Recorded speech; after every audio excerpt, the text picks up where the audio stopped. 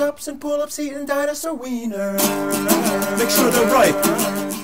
Yeah, and when you witness this kind of sustainability firsthand, as we have when we travel and we go interview these people at the farms, it's hard not to have a tremendous amount of respect for that lifestyle. I mean, these people, you know, they never even get on the internet. They're just out there living their lives, providing for their families. So it's hard not to respect that. How do you guys afford to eat mostly raw food and travel all over the place? That is to say, how and when do you make money? All right, T Mango here, who's never been to a college, university. I don't have bills to pay. I actually have very few bills and I have very few expenses to pay. I was, from high school, I've always been doing pursuing entrepreneurial ideas, making money and not spending any of it.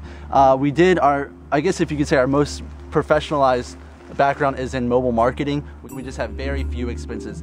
That is the key to our lifestyles. Danimal here, broke Danimal here. I don't have much money. I actually borrow some money from T Mango. I did go to college, so I have a black hole in my bank account called college loans.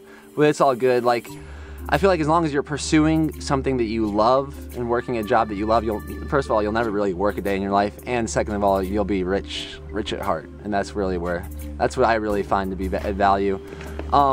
And I think, you know, once you're doing what you really believe in, the money will come. You'll be taken care of. We find tricks to getting raw food. We'll go actually in local dumpsters, we'll get all the ripe organic produce they throw out because it no longer looks good on the shelf to the conventional eye. But we know, us RawBrahs know it's perfectly well to eat.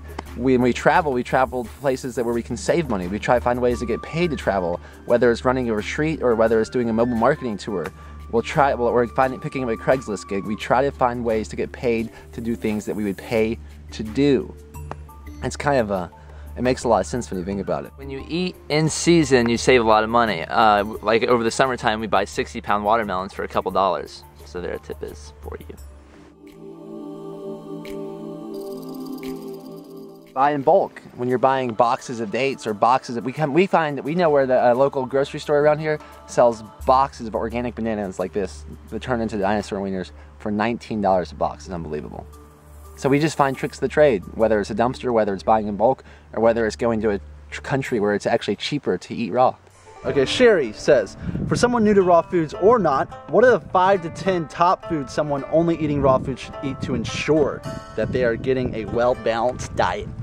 Because I think this changes depending on the season and depending on your location. But most importantly, out of everything, you want to eat locally, you want to eat in season, and preferably raw, if it makes sense. You know, some vegetables and fruits might not be as good raw. They might be, who knows, there's controversy, they might be better steamed, such as cruciferous vegetables ranging from broccoli to kale. But in order to answer the questions, we'll come up with a list for you. Are you ready?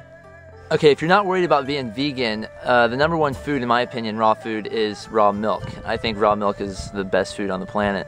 It's loaded with, you could actually live off raw milk and be perfectly healthy. There's many cultures that do, such as the Maasai tribe. Their diet consists of almost nothing but raw milk and raw blood. The #1 raw food in the world, in my opinion, are coconuts.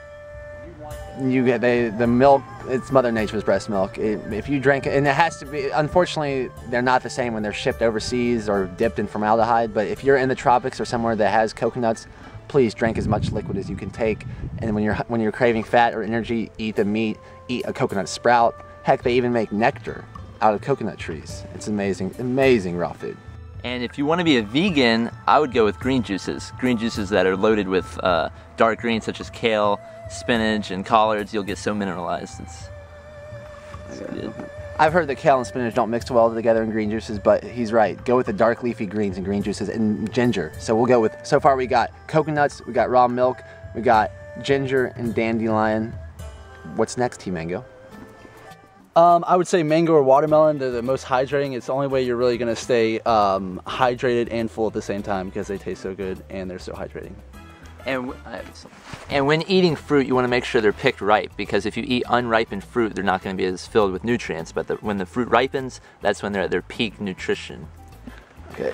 And we could keep coming up with, I mean, we could just start listing all of our favorite fruits off. We go mango, papaya, tomatoes, avocados. But the fact of the matter is, what's the most important thing out of everything is, like how Nathaniel mentioned, you want to eat them ripe, you want to eat them local, you want to eat them in season, you want to make sure they're not sprayed with pesticides.